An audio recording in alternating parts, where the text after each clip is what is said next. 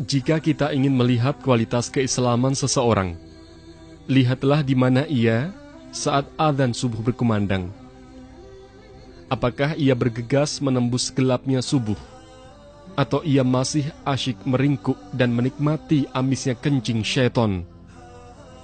Dalam sebuah riwayat dikatakan bahwa mereka yang bangun subuhnya kesiangan, maka syaitan telah mengencingi telinganya.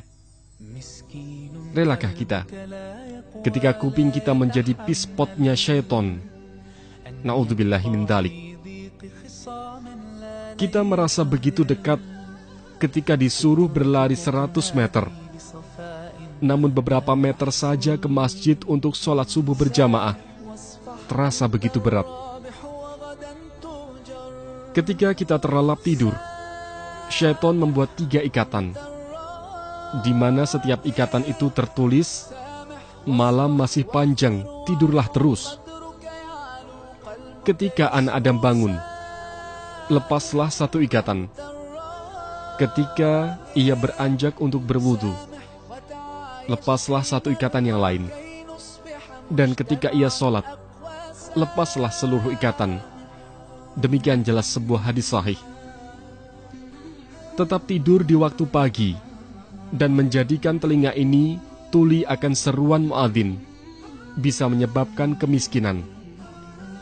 Kalaupun tidak miskin secara materi, maka akan miskin kesehatan.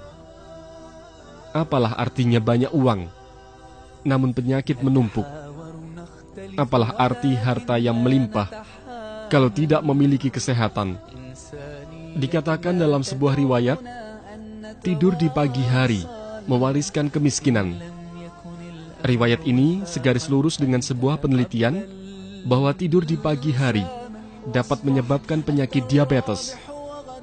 Bahkan Nabi Shallallahu Alaihi Wasallam pernah membangunkan Aisyah yang ketika itu sedang tidur di waktu pagi, seraya berkata, "Bangunlah dan saksikanlah, sesungguhnya Allah membagikan rezekinya di pagi hari."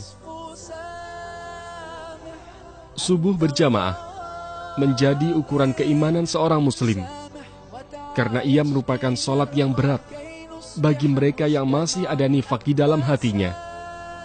Nabi Shallallahu Alaihi Wasallam bersabda, "Inna afqala salatin 'alal munafikina salatul isya'i wa salatul fajri, walau ya'lamuna ma fihima la'atauhuma walau habwa."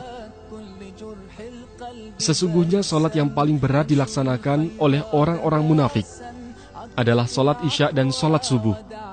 Sekiranya mereka mengetahui keutamaan keduanya, niscaya mereka akan mendatanginya, sekalipun dengan merangkak.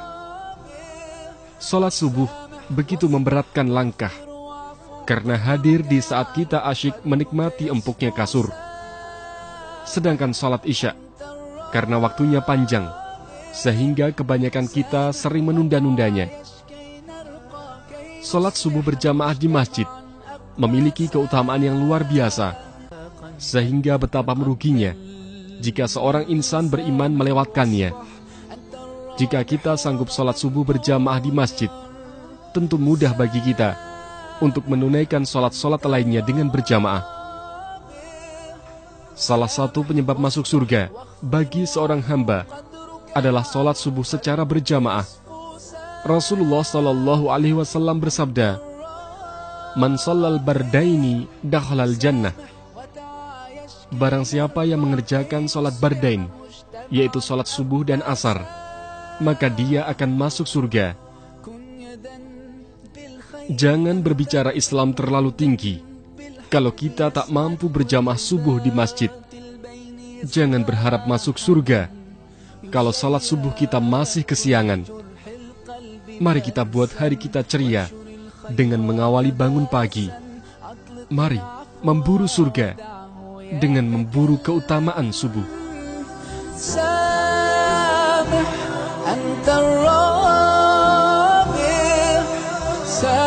واصفح واغفر واعفو قدرك يعلو قلبك يصفو سامح أنت الرابع